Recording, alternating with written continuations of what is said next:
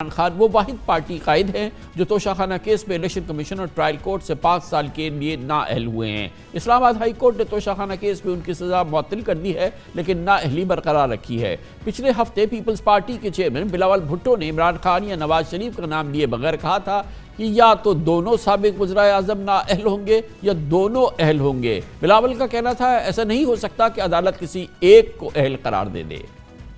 اس موضوع میں بات کریں گے اور اس کے لیے ہمیں جوائن کر رہی ہیں محترمہ منیزہ جہانگیر جو شریک چیئرپرسن ہیں HRCP human rights commission of Pakistan کی، اور اس کے علاوہ اپنا ایک شو بھی ہوسٹ کرتی ہیں، نیوز اینالسٹ بھی ہیں۔ بہت بہت شکریہ منیزہ جہانگیر صاحبہ۔ یہ بتائیے گا کہ ایک بڑی غلطی جو عدالتی غلطی یا قانونی یا انصاف کی غلطی تھی وہ آج فکس ہو گئی۔ جناب نواز شریف ایک بار پھر سیاست میں اہل ہو گئے، ان کے لیے اقتدار اور سیاست کے اور دروازے کھل گئے ہیں، مگر اسی دوران ہم دیکھ رہے ہیں کہ ایک سابق وزیر اعظم جو ہیں وہ نااہل ہیں، اور ابھی ہم نے آپ نے سنا کہ بلاول بھٹو کہہ رہے تھے کہ یہ بھی ایک عجیب سی بات ہوگی کہ اب ایک سیاستدان یا ایک سابق وزیر اعظم اہل ہو گئے تو دوسرے نااہل ہو گئے۔ یہ ایک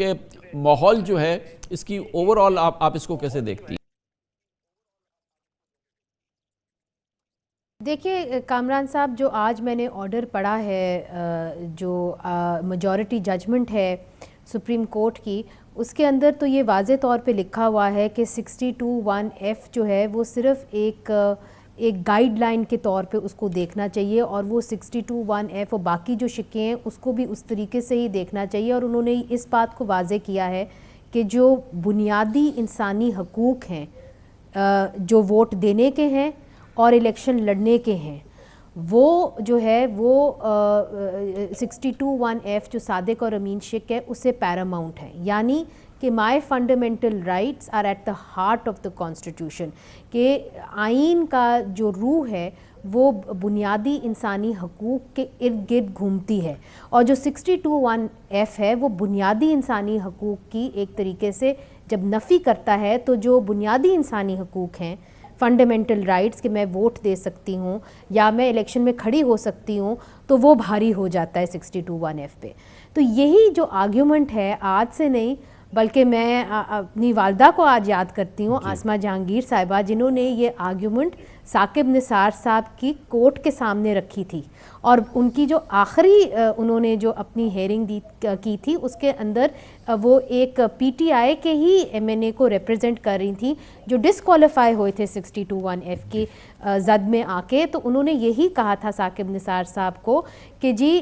جو فنڈامنٹل رائٹس ہیں وہ پیراماؤنٹ ہوتے ہیں، بنیادی انسانی حقوق جو ہے وہ آپ سلب نہیں کر سکتے بیسڈ آن another شک ان دا کانسٹیٹیوشن۔ تو یہ جو بات ہے وہ آج مور اور لیس جو میں نے آرڈر پڑھا ہے اس کے اندر، ظاہر ہے وکیل زیادہ بہتر اس کو کر سکیں گے، مگر مور اور لیس جو مجھے بات سمجھ میں آئی ہے وہ یہی لکھا ہوا ہے، اور یہی جو چیز ہے اسی کے تحت جو ہے بیسک پرنسپلز جو آپ کے بنیادی انسانی حقوق کے ہیں، چاہے وہ آئین کے ہوں چاہے وہ لا کے ہوں، اس کو تو ماننے پڑیں گے۔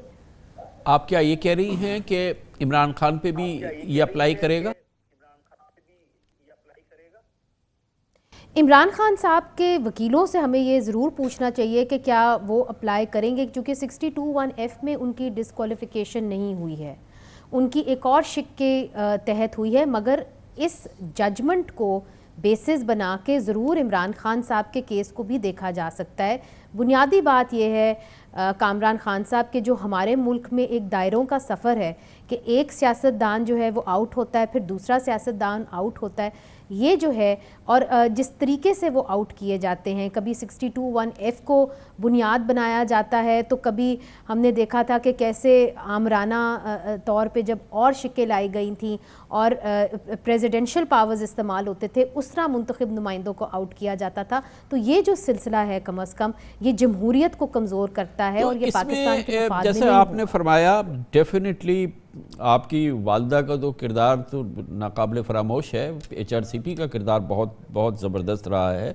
لیکن ہم کیا کریں، ہم ایک بار پھر ایک ایسے الیکشن میں جا رہے ہیں جس میں کہ ایک پولیٹیکل پارٹی، ایک اس کا لیڈر، وہ پورا اس کا نظام جو ہے اس پولیٹیکل پارٹی کا وہ سسٹم سے آؤٹ ہے، اور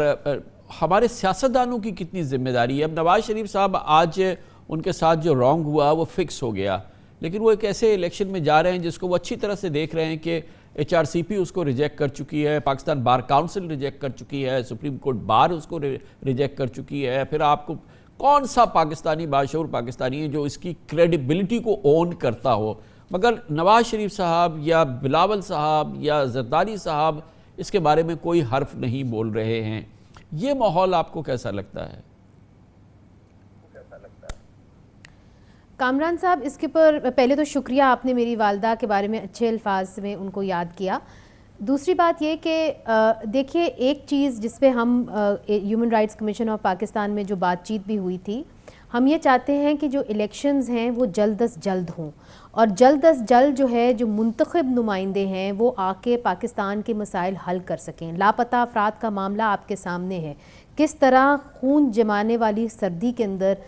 مائیں اور بہنیں جو ہیں اپنے سامنے وہ پکچرز لے کے اپنے پیاروں کی بیٹھی ہوئی ہیں اسلام آباد کی ٹھنڈ کے اندر. تو یہ جو معاملات ہیں یہ صرف سیاستدان ہی حل کر سکتے ہیں، اسی لیے جلد سے جلد الیکشن ہو جائیں. اور جس بے یقینی کی صورتحال میں یہ الیکشنز ہو رہے ہیں اس کی بھی مذمت کرنی چاہیے، اس لیے چونکہ اگر آپ اتنی غیر یقینی صورتحال رکھیں گے الیکشن سے پہلے تو پولیٹیشنز اس طریقے سے لڑ نہیں پائیں گے الیکشن جس کی توقع کی جاتی ہے یا جس کو لیول پلینگ فیلڈ کہا جاتا ہے. تو یہ انسرٹنٹی ختم ہونی چاہیے اور یہ کیئر ٹیکر گورنمنٹ کو کرنی چاہیے، یہ الیکشن کمیشن آف پاکستان کو کرنی چاہیے. یہ کام سپریم کورٹ کا نہیں تھا، یہ کام کیئر ٹیکر گورنمنٹ کا تھا، یہ کام جو تھا یہ الیکشن کمیشن کا تھا. مرکزی کردار نواز شریف صاحب کو ادا کرنا چاہیے. دیکھیں اب وہ بہت عرصہ ہو گیا، وہ اب آئین کی سپریمیسی کی بات نہیں کرتے، سویلین سپریمیسی کی بات نہیں کرتے، ووٹ کو عزت دو کی بات نہیں کرتے. اب وہ ایک ایسے الیکشن میں جس کے بارے میں بتایا جا رہا ہے کہ عام تاثر ہے، ایک عام گفتگو ہے